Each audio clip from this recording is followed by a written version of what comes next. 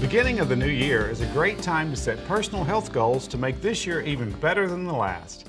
Whether your goal is to lose weight, quit smoking, or just live healthier in general, it's important to continue to work on your health and set achievable goals. Today, we have board-certified family medicine physician Dr. Mickey Daum with Baptist Medical Group to give us information on how you can achieve these goals with help from your primary care physician. Thanks for being here. Thanks so much for having me, Jeff. Well, you know, the new year, people think about resolutions. I'm going to do better. You know, how important is goal setting to actually achieving those goals and staying on track? Oh, I'd say it's really, really important. And I think that from my perspective, as far as people's health, that if you could try to get to an ideal weight over a progressive time period, that'd be very important for your health.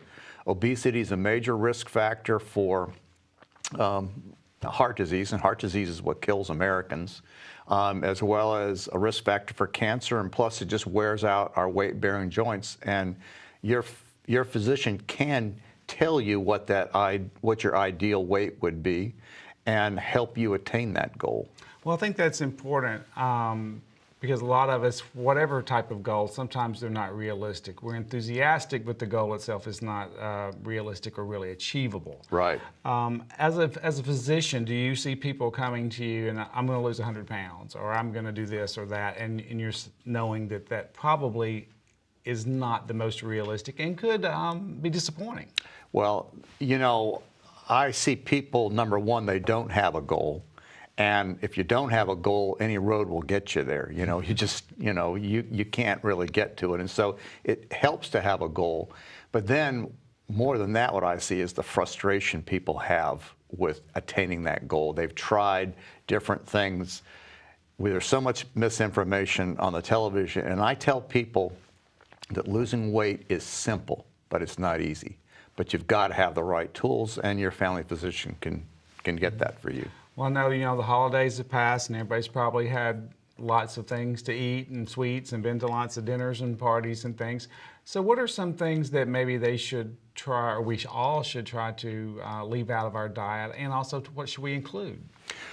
Well, it's easy what to leave out. Is carbohydrates the enemy, and sugar's the worst. And we're addicted to sugar, and I could go on and on.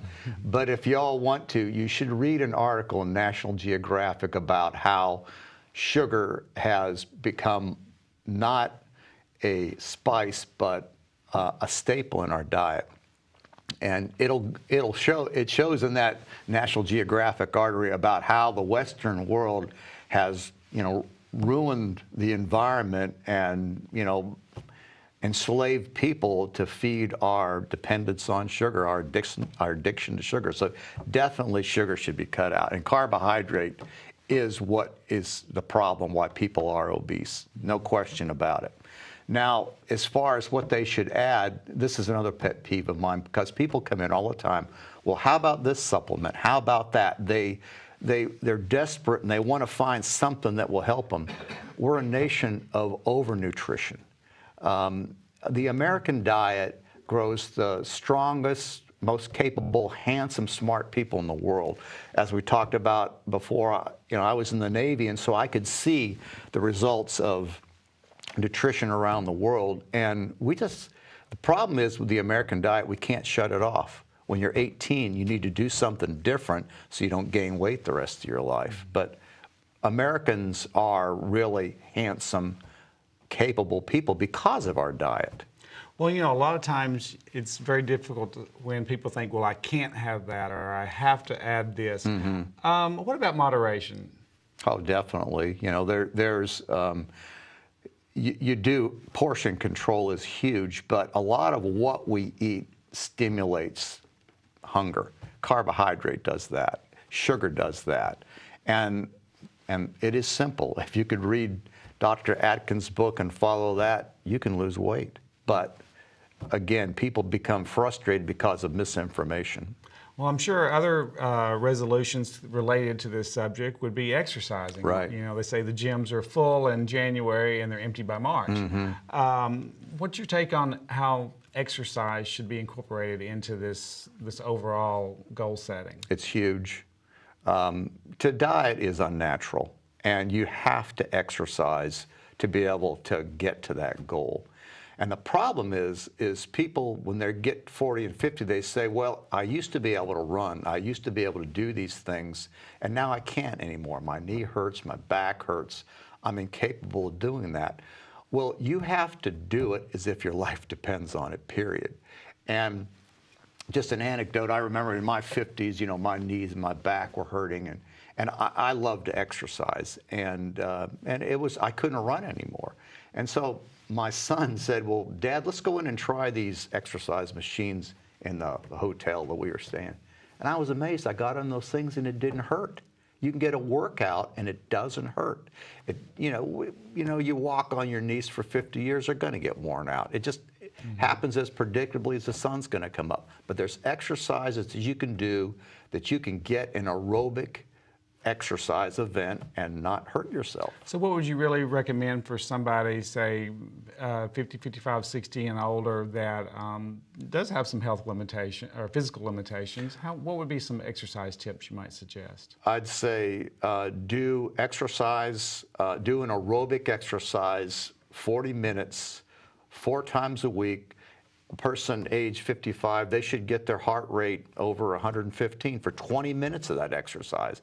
And I actually teach people how to take their pulse. Of course, on those machines that you work out on, they'll show you what your heart rate is. And people would be amazed at how much it takes to get there. A lot of times people say, well, I'm just going to go ride my bike around the neighborhood. You got to get aerobic exercise. You got to get that. You got to attain that heart rate goal. So before somebody, let's say somebody sees this or just has been thinking about it, and first of the year they're very enthusiastic, they're going to do all this exercise, should they have a conversation with their primary care physician first, just to establish maybe some things they should watch out for? You know, I don't want to bring any barriers to people. You know, yes, we can absolutely help them with all that, and their insurance will pay for it and everything else. But it's one of my things. I tell people Americans need a trainer. They don't need a doctor. They need someone that's going to kick their can, get them in that gym, keep them in that gym till they get to that weight goal. And if they have problems with their knees, their backs, they're worried about their heart, absolutely we can help them with that. Great. Well, if you had one last piece of advice before we go for someone who's considering setting goals that involve diet and exercise, what would you say to them? I would say read the book Younger Next Year. It's written by a doctor and a lawyer, and I've had people bring that book back to me and say, this book saved my life. And the thing that really, you know, it'll tell you what you need to do to attain this goal and why you need to do that.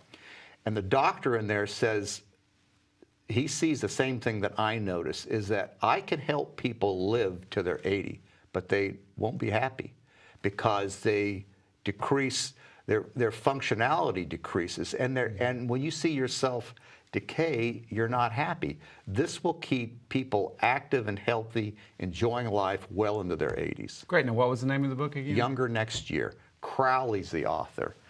Well, for this year, that'll be our goal to read that for next year, right? That's right. All right. Well, thanks for being here. We'll be right back with more Coming of Age and a chat about the Affordable Care Act's effect on seniors.